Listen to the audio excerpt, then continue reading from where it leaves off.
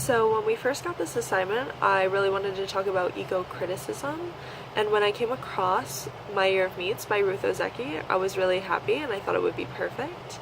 Soon after I started reading, I realized that it doesn't really lend itself to ego-criticism, and I thought that a race and gender study would be more appropriate.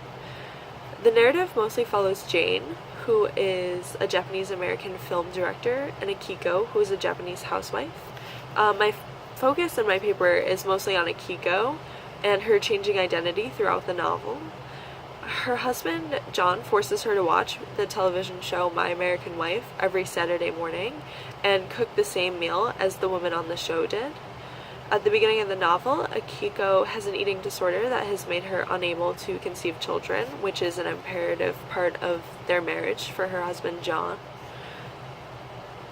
Throughout my essay, I draw connections between Akiko's illness and the manner in which My American Wife promotes white supremacy and essentializes both Japanese and American housewives. The company sponsoring the television show, BFX, has certain qualities that they've deemed appropriate for the women who are portrayed on the show. Basically, this means that only white, able-bodied, heteronormative, middle-class families are allowed, and this results in a seemingly inauthentic show that is basically the same every week with just a different type of feature meat. Once Jane begins to include a more diverse cast, Akiko begins to change. The term I used theory-wise throughout the paper the most, I would say, is mimicry.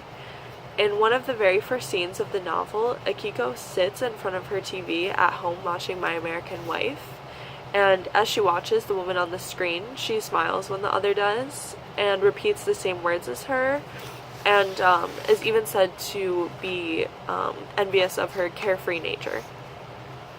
Akiko's husband, John, enforces this harmful behavior by constantly comparing Akiko to American women.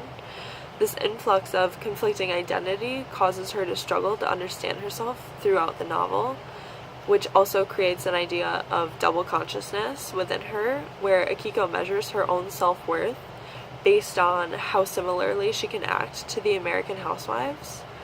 Another interesting character that I consider is actually John himself, whose real name is Joichi, which I probably just butchered, but that's okay.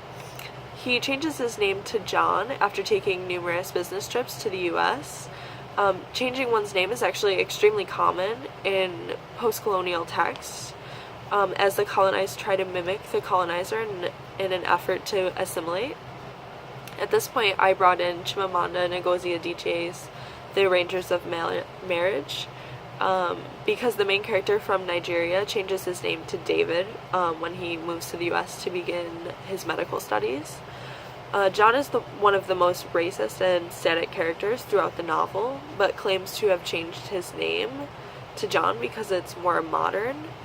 By saying his new name is modern, he equates modernity with being American, basically. As Jane directs episodes of My American Wife that are more diverse throughout the year, Akiko is exposed to ways of life, especially in America, that are more fulfilling than her own seems to be to her.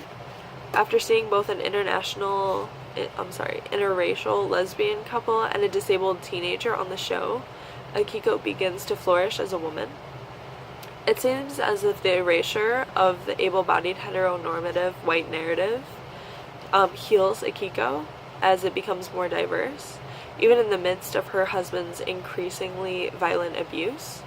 And at the end of the novel, she leaves her husband in Japan entirely as she becomes pregnant after John rapes her, and she moves to Massachusetts after getting in touch with Jane in New York City. And then she tries to pursue a life that is very similar to actually the interracial lesbian couple Diane and Laura that were featured on one of the episodes of My American Wife. And she leaves John and hopefully is happy.